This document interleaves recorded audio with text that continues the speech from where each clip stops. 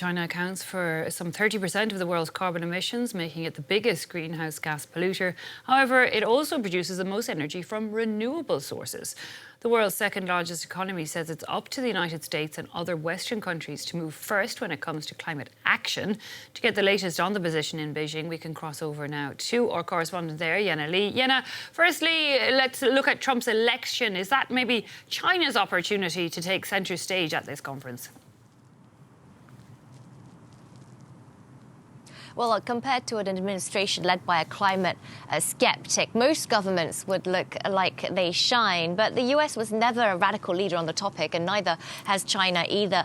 The reason why the focus is so much on these two countries is because they are the two biggest polluters and the world's two biggest economies. They're important not because of their visionary approach to climate change, but because of the impact they have on the rest of the planet. Climate negotiations have actually been one of the rare points where both rivals have been able to cooperate a little bit, where each side had tried to make a little step in the right direction. But if a Trump administration makes even less effort, Beijing too could feel a little less pressure. That said, when it comes to renewable energy, China is the world leader. Wind turbines, batteries, electric vehicles. This really is where Chinese companies and Chinese innovation shine. 80% of the world's solar power manufacturing capacity is here. So when climate goals align with business potential, economic potential, Beijing is certainly willing to go full steam ahead, and we really see it in green technology. And this has already had a huge impact here. China's own coal usage has plummeted, so much so that multiple indicators point to emissions, carbon emissions, peaking soon if they haven't already, well ahead of President Xi Jinping's 2030 targets.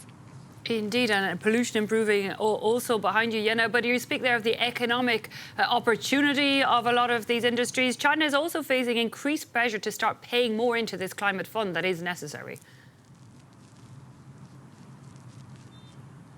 Absolutely. Now, Beijing has long argued that it's unfair to compare its emission levels with that of the United States or other Western nations that have historically polluted for a much longer period.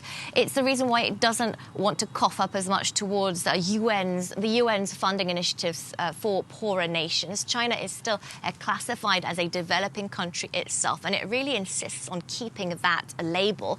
The fact is, though, China accounts for 1/3 of the world's carbon emissions today, and if you bring it down to per capita, yes, the US is far worse, but it's still not a great position to be in. And the world's second largest economy is facing increasing pressure to participate more.